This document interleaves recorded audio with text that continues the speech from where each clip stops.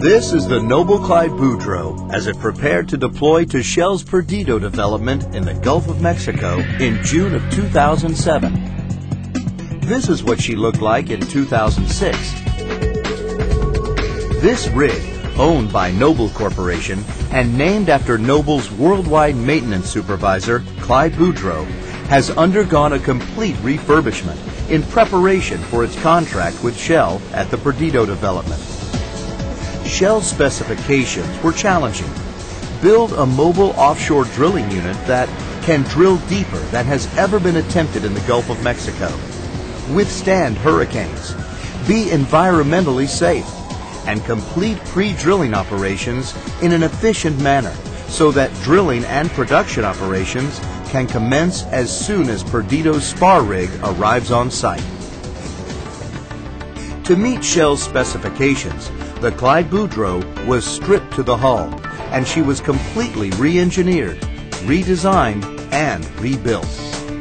Now, the particular project that the Clyde Boudreaux is going to start on, and what it was contracted for, was Perdido, which is an area in the Alamitos Canyon, Block 857, 205 miles southeast of Galveston, Texas.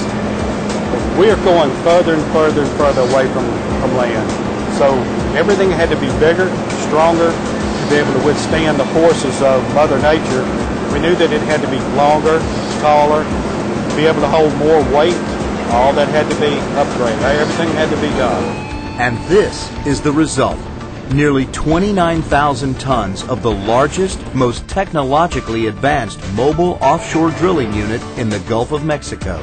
A semi-submersible rig, the Noble Clyde Boudreaux's job is to partially pre-drill wells at Perdido. We're going to go start on a 20-well batch set. A batch set is bringing certain wells to a point, not total depth, but just to a point. So when the spar comes out, the spar can go over and finish drilling the wells, complete them, put them on production. To perform the batch set work as efficiently as possible, the Clyde Boudreaux was given a capability that very few mobile offshore drilling units have. It is dual activity and has not one, but two derricks. Not only is it capable of drilling in waters of 10,000 feet, but it's actually capable for simultaneous operations or dual activity. In other words, it has two rig floors. It can actually drill one well, run casing with the other rig, and you can move the rig back and forth. So you can actually do it in half the time that it would take a single activity rig to do. And that's a big time saving for us. Everything we do, and people don't understand, I mean, it's a tremendous amount of money spent on a drilling rig every day. Every second counts. So the dual activity, that cuts our time in half, you know, and the rig never stops. We're never in a hurry, we work safe. If we have to stop, we stop. That's not a big deal.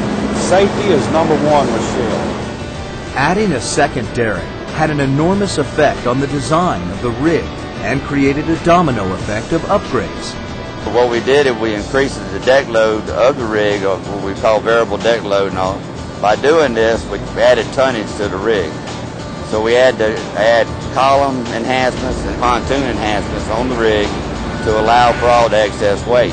It's a big rig. It's the largest semi I've been on. It has a lot of deck space, which is a big thing for us. It has a 200-man living quarter. Everybody has their own room. Home away from home. You have all the convenience, TV, radio, satellite phones, training room, top-of-the-line medical facilities, state-of-the-art. One of the nicest rigs I've ever been on. The technology itself, everything is automated on this rig. All your equipment is automated, monitored, computerized. Since I started in 1979, we've got a lot more automated equipment that takes people away from harm's way. Like the piece that I'm standing next to is a PRS, which is a racking system that will actually take the stand of drill pipe and move it around from the rotary, stand it in the derrick, so the people that you don't have to have what they call a derrickman in the derrick pulling the pipe back. This machine will do it. We've got two iron roughnecks that make and break the pipe. You don't have to use the drill pipe tongs like in the before. You know, it's automatic, all controlled by the driller in the driller shack. One unforeseen event had an enormous impact on the Noble Clyde Boudreaux upgrade. After Hurricane Katrina devastated the Gulf of Mexico, Shell and Noble engineers redesigned the mooring system, which anchors the rig to the seafloor and keeps it on station. They wanted to make sure that hurricane-force winds or massive waves would not detach the rig and set it adrift in the Gulf. They actually went back to the drawing board after this rig had started being built and added 8 more mooring lines. The significance of this rig is that the mooring capacity of 16 mooring legs, winches, wires, anchors. You can moor this rig in 10,000 foot of water and it can survive a hurricane.